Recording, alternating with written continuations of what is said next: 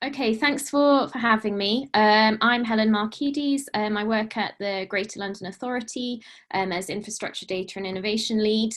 I'm going to speak to you today about one of the projects that we're delivering called London's Underground Asset Register, or LUAR for short. This kind of structure of what I'll talk about is I'll give you an introduction to the project, and then look at some of the learnings from the pilot, some of the challenges that we faced, and then some kind of broader lessons for digital and data projects in the infrastructure space. I should say up front that the pilot has been running for a year now. I joined GLA just 2 months ago, so all of the brilliant learning that I'll be showing you today is testament to the hard work of my team. So starting with a kind of high-level overview for the GLA, the mayor and the GLA are seen as kind of very trusted third party because we're public sector, so we're not seen to have any commercial or competitive interest in data sharing, and that really works in our favour for getting people to share data with us. So all of our data providers give it to us voluntarily, and I think that, you know, the GLA is seen to be acting in the public good, so that really helps with that. But it's not all easy. So as Dan just said, cities are hugely complex, and London is massive. So there are 33 different local authorities, and there are so many other different stakeholders. So there's the utilities, telcos, transport providers, and others. So the pilot that I'm going to talk about today, it's operating in just 6 of those 33 boroughs. So a fraction of it. And even that small pilot has entailed working with over 20 different partners, and all of them are at different stages of technological and organizational maturity around data sharing. And some of the kind of challenges that we have to grapple with are regulation. So the GLA has no regulatory powers. We can't make legislation either. That all sits with central government. So, we really have to rely in terms of, if you think about the carrot and the stick, we just have the carrot. We don't have a stick. We can't mandate anything. Then we've got many different stakeholders to work with. So we found that the telcos are often the hardest to work with and share data, but also some of the other utilities. And then the local authorities, they're all at very different stages of maturity with data sharing. Some of them, have GIS teams in-house, others it's brand new for them. So we've had to cater to the full range of different stakeholders. So that's the kind of broad environment which we're operating in. About the infrastructure team as a whole then, so we really try and take a data-led approach to infrastructure coordination. I'm biased, but I do think that data is central to the infrastructure team. We use it to facilitate collaboration on street works, improve infrastructure coordination, help with planning for growth by kind of bringing together different data sets and collecting it, preparing it, and analysing it. So the 3 main digital tools that we've got are London's infrastructure mapping application. This is an online map showing future investment and growth data for London, so up to 20 years in the future. London Development Database, this is working with our planning team, and it's an automated data feed on planning applications which the IMA uses. And then LUAR, so this is also, like the IMA, an online map of London. But unlike IMA, which was future looking, LUAR is present day. So what would we find under the roads if we were kind of to dig now? And it's showing all of the kind of underground assets to help with avoiding utility strikes and promote efficiency. So LUAR as a whole sits in a national umbrella called NUAR, the National Underground Asset Register, and it's really it's a pilot to test whether building a national register is both valuable and feasible. And it's got 3 use cases. So one is to help with strike avoidance, so avoiding hitting one another's pipes when you dig underground. And the other two are related to efficiency, so data exchange efficiency and project efficiency. In terms of who's involved, so within the umbrella of LUAR, you've got 2 pilots, the one in London being delivered by the GLA and one in the Northeast being delivered by Ordnance Survey. The pilots began a year ago, and I said that the purpose of the pilots was to test the viability and feasibility of a national platform. We've now finished the first year of the pilot, and I think that the answer to that was a resounding yes. It is both feasible and viable, and this is really valuable.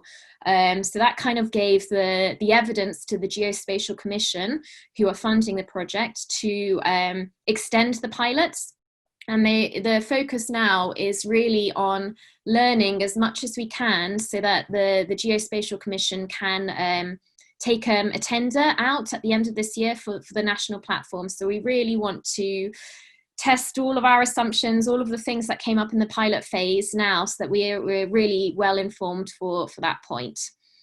So yeah, it's all funded for by the Geospatial Commission, and none of our data providers are expected or asked to contribute financially in any way. The reason I think the GLA got involved in this is the Mayor of London chairs London's infrastructure group. So this is a high-level group where all the CEOs of utilities come together, and they were discussing and saying they wanted a sustainable service so they don't hit each other's pipes when they dig underground. And when Geospatial Commission wanted an implementing partner, we were kind of ready, and we already had this appetite from the top level in all of the utilities. Okay, in terms of our coverage, so we're currently operating in 6 of the local authorities that you can see on the map here. We've also got 20 different infrastructure providers from a range of sectors, so telco, water, gas, electric, some historic data and environmental data.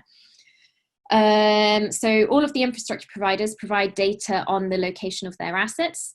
And then the local authorities provide a range of data. So it might be on tree preservation orders, street lights, conservation areas, gullies, underpasses, parking meters, etc.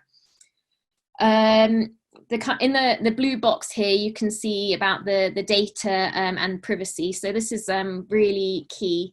In order to be able to join onto the pilot, all of our providers had to sign a legal agreement, which covers things like liability, who's going to access the data, what they're going to use it for, and it really limits it to those specific use cases that I spoke about earlier on strike avoidance. So we can't even see a provider's data until they've signed that legal agreement. It's really the critical starting point. And you can only access the platform once you sign that too. We're now looking to expand our coverage. So we're hoping to expand to 8 or 9 additional London local authorities. And we thought of a range of criteria for that. So is there major development happening that we think would benefit from mapping? Is the borough digitally inclined? And then are there strategic reasons why it would be good to onboard this borough? So maybe they're involved in other work streams that the infrastructure team or GLA is doing. So we're engaging with the new local authorities now, actually. So why do we think that this is beneficial? The current process of accessing underground data is quite unwieldy. So here is an example of, you've got a London water and they want to dig in a specific site. So then they go and ask all of the different asset providers in that area to provide them data for that specific site. So it could be, we've got gas, electric, telco here. It could be a lot of people. They then all prepare their maps and documentation for that requested area in all these different formats. They then provide it back to the original requester, and it's often in different scales, different data formats, and with unique documentation. Then the requester has to kind of like consolidate all of that and take it on site with their own vector data of the own provider. So this can actually be a long process, and it's quite difficult because none of the data is in one place with this kind of old way of doing it. So actually having all of the data mapped in one location saves time and money because it's all there. You don't have to go and gather it and ask it from the individual data providers. Okay, some pictures of how it looks in real life, just to give a sense to you of how messy it can be. So you can see here just under the road, there's so many different pipes, and all of them are from different infrastructure providers. So it's very messy. So if we can try and streamline that into one place digitally, that it has huge benefits. And even above ground, it's still quite messy. I mean, it's hard to make sense of all of these different coloured spots and things. So again, it shows the value of having a digital map. And these are some pictures of how it could be mapped in some of the providers currently.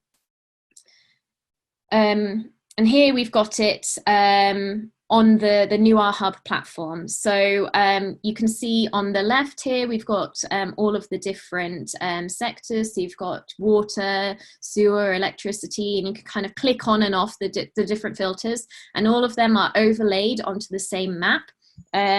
If you click on each asset, you can see information about it, you can see contact details, and you see the data currency. So when that data was last updated, so you know if it's kind of old or recent data. So it's much more intuitive and all in one place. Another feature of the tool is what we call an observations tool. So the data that's put into the digital platform is only as good as the data that the providers have themselves.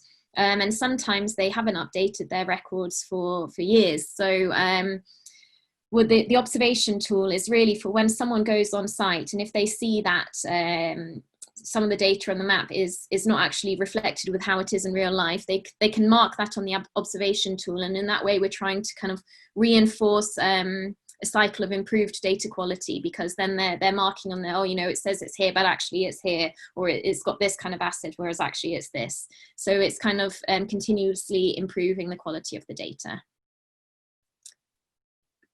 So it's got quite a bit of publicity, and I think it is quite innovative work. It's really, lots of people of interest. So it's been in the media and it's got national interest, which is great, and it shows what a valuable thing that we're doing.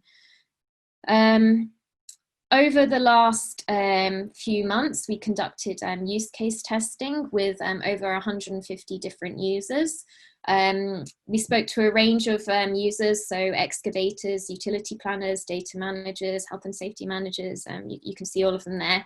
And we interviewed them all as well, and you can see some of the vox pops here from the testing. And like I said, it was overwhelmingly positive. You can get a flavour of the kind of enthusiasm for the tool here. You know, people are saying they want it tomorrow. This is exactly what we need. So I think there's really a lot of appetite for this tool amongst our users. But it's not all easy. We have a lot of challenges, but I've tried to kind of summarize them into two key themes. So one is on data quality. So with such a range of partners, we really found varying data formats, incomplete and absent data.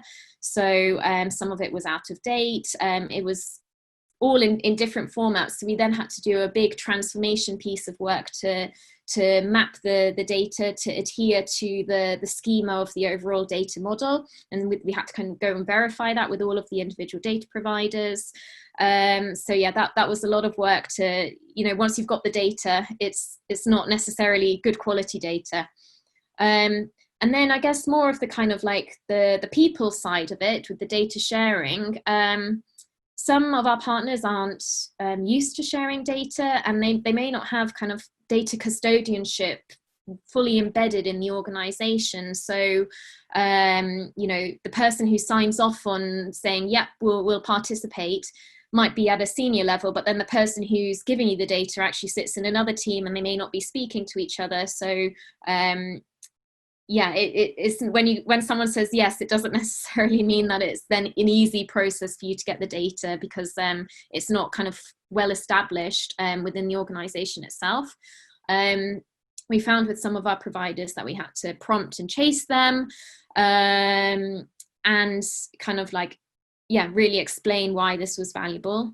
And then the other challenge was the investment that's required. So even though we don't require any financial contribution and just the data, you still need people to manage that data, to provide it to you, to be a kind of liaison to you. And we really found mixed level of resource in our data providers.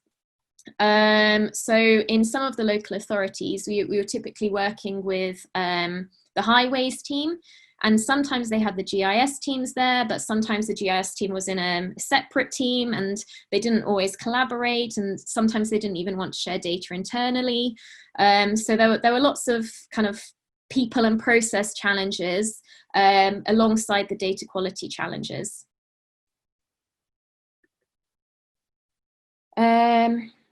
Okay, so in terms of our key learnings, so we really found that top level commitment can really accelerate the engagement. So I mentioned at the beginning that we originally reached out to the infrastructure providers through the Mayor's infrastructure group. And because that kind of had CEO level representation, once we got the funding from the Geospatial Commission, it really meant that we could quickly engage with these partners, and the CEO would kind of delegate responsibility to the relevant contact points in each organisation and kind of get things moving quickly. But where we were reaching out to partners that we hadn't got their buy-in through the London Infrastructure Group, it took much longer, and we sometimes even had to get the Geospatial Commission to escalate and get their participation. And we also feel that we managed to sign up a lot of partners, and we think that part of our success in that was that our status as a public authority was particularly important, and it kind of gave confidence to our partners that we're working in the public good, and that, we had a good motive.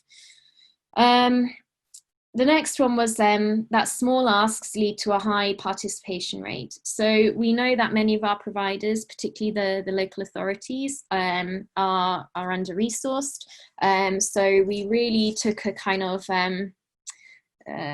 soft approach to engagement, and we tried to have a low barrier to entry.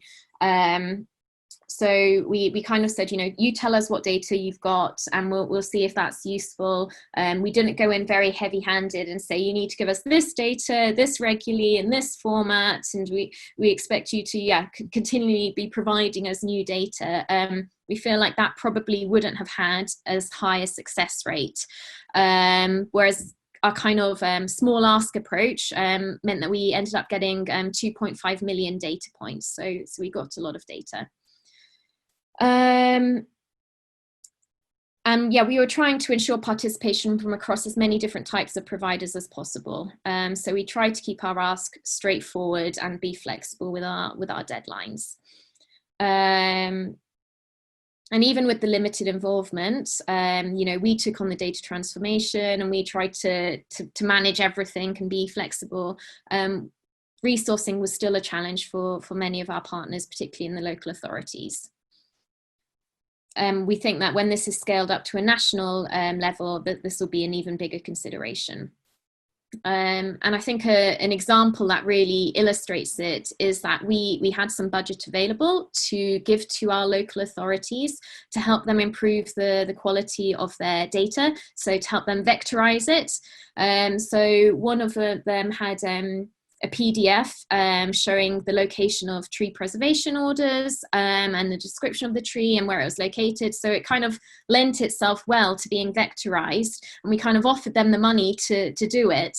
And they actually declined because they didn't have the resource to be able to manage that process. And even though the vectorization is kind of like a one-off thing, they would have still then needed someone in place to maintain it, and kind of make sure that the data is live. Otherwise it just kind of happens once, it's unused and it becomes outdated. So I think that really brought home how difficult resourcing is within our partner organizations. The next learning was about having specific use cases. So this was important for the legal agreement. You know, we had to be very clear in the legal agreement that we were using the data solely for this strike avoidance. So we have to be careful as we gather more and more data, not to say, oh, hey, we've now got this, let's try and do this really cool thing, let's add a new use case. You know, we asked our providers to give us data within set use cases, so we can't then start using it for other things, even if by kind of gaining momentum and more data, it could lend itself to that.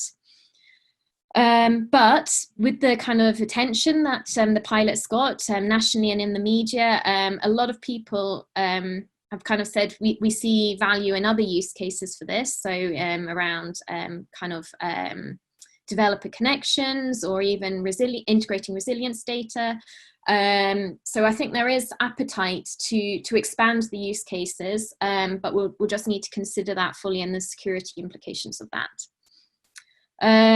Which leads me on to the next point about the importance of security. So the access to the map is via two-step verification. You have to be added by someone who's signed the agreement, and we really have to take seriously that, you know, as you aggregate all of this sensitive underground asset data, that there's a lot of responsibility to take security there. So we've been working with the Centre for Protection of National Infrastructure to make sure that we kind of adhere to the security standards, and we make sure that our data providers are also considering this when they share us their data. So they don't kind of give us everything, absolutely everything. We say, you know, is this data serving the limited use case? Otherwise, don't share it with us.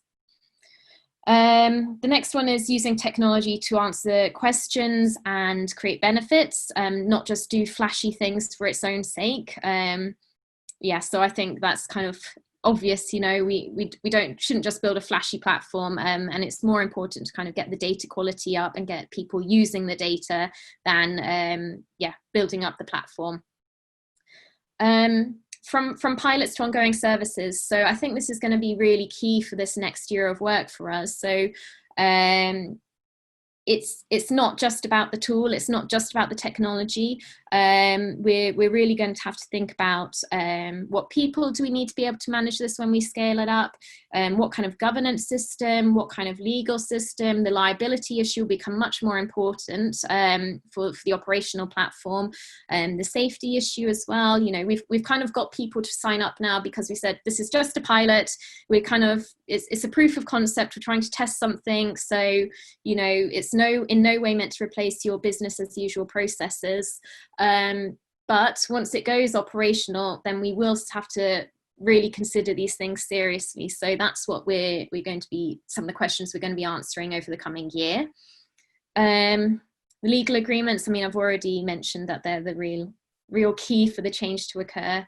And then finally, on the data modeling and schema and standards. So I think we had underestimated at the beginning of this pilot how much data modeling and transformation work that we would have to do. Just seeing the huge variety of data from our different partners, we spent a lot of time and money on data transformation, and so it kind of reinforced the importance of having a real centralized data model that all partners kind of adhere to. That's it from me.